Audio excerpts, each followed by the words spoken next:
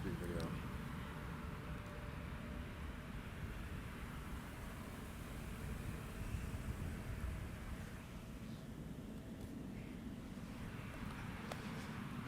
Hopefully this is framed in a good way. I can't really see behind my iPhone right now, but it's okay. But like the title says, I want to talk about those of us who got it right the first time. And what I essentially mean by that is those of us who were good kids growing up, never really did anything really crazy. Timid kids, kids who always want to play by the rules, always wanted to be right or just follow directions and follow orders like a good soldier. And I think that comes about in one or two ways. You grew up in the church as a Christian. You're taught these moral lessons. Taught these moral lessons, and some kids, like myself, will take that very seriously. Like you're supposed to. You can take that very seriously, and then try to follow those things, follow those rules and laws set by God. And then the other way that I've noticed, I've seen this also outside of the church, because people who just wanted to be good kids and wanted to follow the parents' direction and follow the teacher's direction, never wanted to really go out and party, smoke, drink, be with multiple partners, just wanted to be a good person or a good kid. And we found satisfaction and gratification in that because we were acknowledged and awarded by our parents and teachers. Oh, like, oh, this is a good kid. Like he's such a kind kid. He's so helpful. He's so thoughtful. He doesn't do anything wrong. He's so quiet. And then we grow up and we get to our late teens, early 20s, mid 20s, and we find ourselves saying, "Why the hell did I do that?" Because now it feels like we've missed out on a crucial part of our development. And it's a terrible thing. It's a really terrible thing. Um, because it's like you you can't. So I'm at Gravely Point right now. If you know what that is, it's like a little like park that overlooks an airport right in between DC and Virginia. So you're gonna hear planes flying over every once in a while. But like I was saying, you can't relive your child years. We're grown now. Got to start working. Got to start paying bills. Got to start focusing on school. Got to start all these things. And it's like it almost feels like it's too late for us to live the life that we wanted. And coming as a Christian, the way I find myself developing into a good kid came about because of the Bible and the laws. I grew up in a church. I'm Nigerian. I grew up in a Nigerian church, RCCG to be specific. And if you know about that church in America anyway, you know I don't gotta explain to you. A lot of us, a lot of us are traumatized, but it's a different conversation for a different day. But um, yeah, grew up in the church, learned the Bible, took it seriously, wanted to follow God, I didn't want to go to hell. I didn't want to disappoint God. And because of that, I was very, very, very hyper fixated on not being sinful and being a good person. Even though if I was taught the Bible correctly, I would understand it doesn't really matter how good I act because God is not focused on behavior modification. He's focused on you being changed. But anyone taught me that. I had to learn that until I was 20. It's actually a big part of my testimony, like learning and understanding that God is not a father that is just mean or angry at me, and learning that literally changed the way I viewed reality and life. And that came about when I was 19, 20, and only now 23, and it feels like I'm only now being able or giving myself permission to not get it correct the first time, to not be right, to not be such a good kid, to be angry, to say what I do and don't like, to lash out, to do all these things. But focusing on lashing out for a moment, we're in our 20s. We're older now. We can't lash out like we were as kids. Like I said, you still gotta pay bills. You still gotta responsibilities to focus on. You still got things to work on. And having to grieve a childhood never fully lived is a really hard process. And It's really sad. I think my main mission, or one of my main missions in this season of my life, is to get to a place um, where I can allow myself to be a kid again in healthy ways, not throwing tantrums or being irresponsible, but just having freedom to make mistakes. Like, more and more, I'm saying what I don't like, and it feels really good.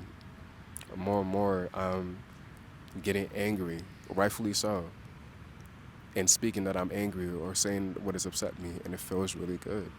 And being raised as a good kid, being raised as a timid kid, it's like, it's just so new to me. It's a new frontier. I feel like I'm unlocking a part of myself that I never, not unlocking, I'm finding and developing in real time a part of myself that never had time to develop as a kid, because I never had time to be evil, to lash out, to throw tantrums without feeling like I'm going to hell.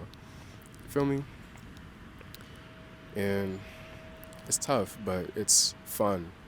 I'm enjoying this process. I'm enjoying this time being free, being me, learning who David is and what makes me tick, learning what I like and what I don't like, learning what I want from life and what I want from people, and not just accepting everything handed to me and making things for myself.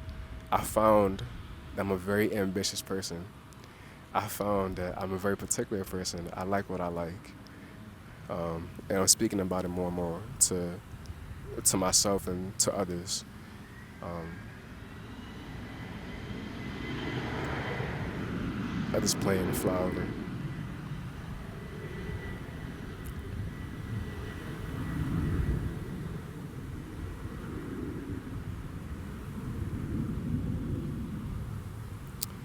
And I also want to touch on how easy it is as a good kid, as somebody who got it right the first time, to be jealous of those who didn't, who got the chance to live the life they wanted to live in their teens, early teens, and adulthood and college years, and seeing them have fun. And I think like we have like it's a three things, or four things I guess: smoking, drinking, partying, having sex. Getting to do that freely with no condemnation over you. Getting to just have fun and be expressive. Plain coming. It's American Eagle, if you're wondering. But getting to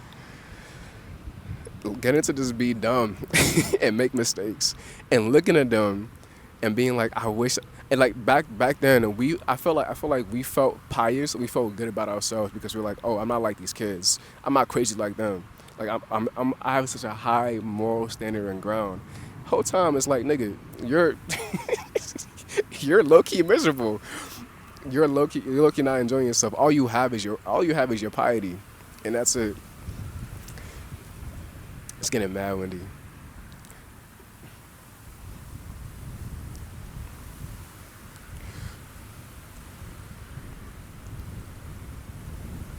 Wow. Just gotta wait for this to pass by.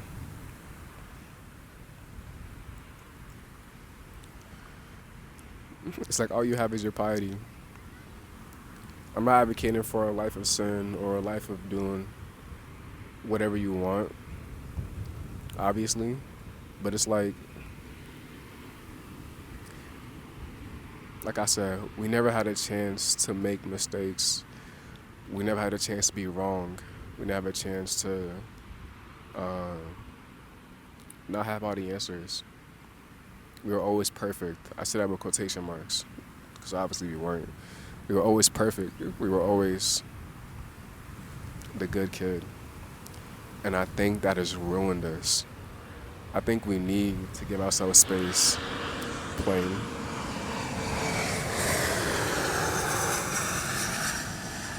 To be wrong. And now the question is, how do you reconcile that with your faith?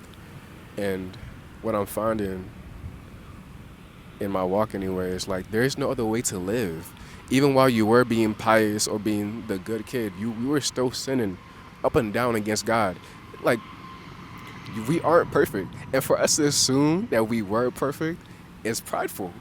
And against, literally, against why against the reason of Christ and his death. You're literally saying that you don't need Christ to die for you because you yourself are your own savior, and that is not true. Being able to understand that God can handle my anger, my pain, my lust, my pride, my selfishness, my everything, and still love me, but not only love me in like in a ethereal type of way, but love me and be committed to me and committed to my transformation despite my sins, or in spite of my sins, I should even say, both, I guess. But despite slash in spite of my sins is what the Christian walk is about. You are allowed to make mistakes because not only you're allowed to, you have no choice. Your flesh is gonna make you make mistakes.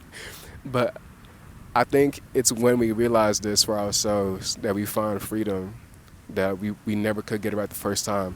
We never could be our perfect savior. We never could be, we never were this in the first place. And being allowed to just make mistakes and be wrong is so freeing because we aren't God and we are trying and making ourselves out to be God. Plain.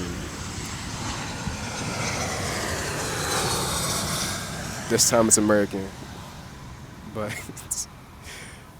yeah, I just wanted to talk about that and get that off of my chest to anyone who might be dealing with the same thing. I'm learning what it means to be a good kid and giving yourself space to breathe and be and just live freely. And for me in my walk, I'm still a Christian. I follow Christ. I know Christ is Lord. I found that He can handle. He can handle me. So I'm not really worried. I'm also concerned about finding out who I am because so much of that time being pious with a good kid stifled my growth and development. And I really want to find out who David is, and I'm excited to. So that's my conversation. Yeah.